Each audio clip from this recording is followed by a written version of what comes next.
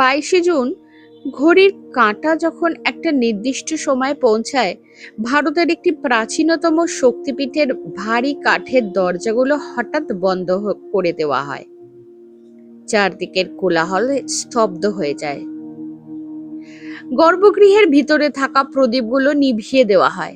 কিন্তু কেন? আজ থেকে ঠিক 300 বা 400 বছর আগে নয়। 2026 সালের এই আধুনিক বিজ্ঞানের যুগে দাঁড়িয়েও প্রতি বছর জুন মাসের এই 4 দিন কামাখ্যা দেবীর মন্দিরে কেন কোনো মানুষ প্রবেশ করতে পারে না? শুধু তাই নয়, এই 4 দিন মন্দিরের পাশ দিয়ে বয়ে যাওয়া বিশাল ব্রহ্মপুত্র নদের জল আচমকাই রক্তের মতো লাল হয়ে ওঠে কিভাবে? এটা কি শুধুই কোনো ধর্মীয় বিশ্বাস, নাকি এর পিছনে লুকিয়ে আছে প্রাকৃতিক এমন এক রহস্য যার উত্তর আধুনিক বিজ্ঞানও পুরোপুরি দিতে পারেনি? জানতে হলে আজকের ভিডিওটি শেষ পর্যন্ত দেখতেই হবে। পৌরাণিক বিশ্বাস অনুসারে এই 4 দিন মা কামাখ্যা ঋতুমতী হন, আর এই সময়টাকেই বলা হয় অম্বুবাচী। এই 3 দিন দেবীর কোনো পূজা হয় না, মন্দিরে কোনো ঘন্টা বাজে না, এমনকি চাষিরাও মাটিতে লাঙল পর্যন্ত দেন না। কিন্তু একবার ভাবুন এই রহস্যময় দৃশ্যটির কথা।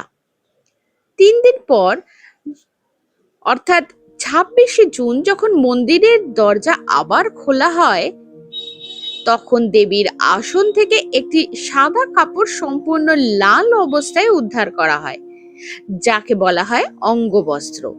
ভক্তদের মনে প্রশ্ন জাগে, বন্ধ দরজার ওপারে সম্পূর্ণ জনমানবহীন অন্ধকার গর্ভগৃহে এমন কি ঘটে যা ওই সাদা কাপড়কে রক্তবর্ণ করে তোলে? এবার আসা যাক সেই প্রশ্নে, যা যুক্তিবিদ আর বিজ্ঞানীদের বছরের পর বছর তাড়িয়ে বেরিয়েছে। ব্রহ্মপুত্র নদের জল লাল হওয়া। অনেকেই বলেন এই 4 দিন মন্দিরের ভেতরের পুরোহিতরা জলের মধ্যে সিঁদুর বা অলক্তক মিশিয়ে দেন। কিন্তু একটু ভেবে দেখুন, ব্রহ্মপুত্রের মতো একটা বিশাল নদীর প্রবাহমান জলকে কি কয়েক কেজি সিঁদুর দিয়ে লাল করা সম্ভব? কখনোই নয়। তাহলে বিজ্ঞান কি বলে? ভূতাত্ত্বিকদের মতে নীলাচল পাহাড়ের ভূগর্ভে এক বিশেষ ধরনের খনিজ পদার্থ রয়েছে, যাকে বলা হয় হেমাটাইট বা আয়রন অক্সাইড। বর্ষার এই সময় জলের চাপ বাড়লে সেই লাল খনিজ জলের সাথে মিশে নদীকে লাল করে তোলে। কিন্তু এখানেও একটা মস্ত বড় যদি থেকে যায়। যদি এটা শুধুই ভৌগোলিক কারণ হয়, তবে ঠিক 22শে জুন থেকে কেন এই রং বদলানো শুরু হয়? কেন বছরের অন্য কোনো বর্ষার দিনে এই জলের রং এতটা গাঢ় লাল হয় না?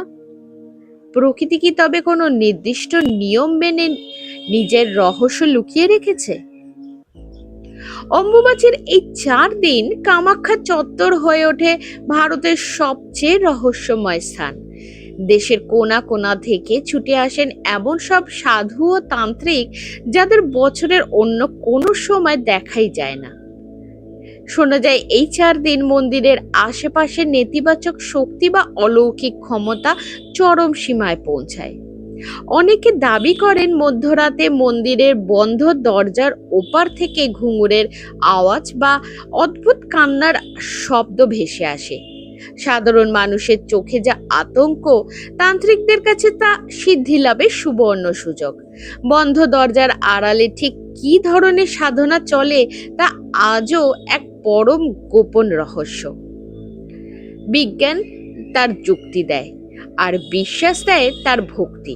কিন্তু এই দুইয়ের মাঝে দাঁড়িয়ে কামাখ্যার অম্বুবাচী আজও ভারতের বুকে এক অমীমাংসিত রহস্যের নাম। আপনার কি মনে হয়, এর কি প্রকৃতির এক অদ্ভুত নিয়ম, নাকি কোনো অলৌকিক শক্তির প্রকাশ? কমেন্ট করে অবশ্যই আপনার মতামত জানান। ভিডিওটি ভালো লাগলে লাইক করুন এবং বন্ধুদের সাথে শেয়ার করে এই রহস্যের কথা সবাইকে জানিয়ে দিন। আর হ্যাঁ, এই রকম অচেনা ইতিহাস ও রোমাঞ্চকর তথ্য জানতে আমাদের চ্যানেলটিকে সাবস্ক্রাইব করতে একদম ভুলবেন না। দেখা হচ্ছে পরের ভিডিওতে।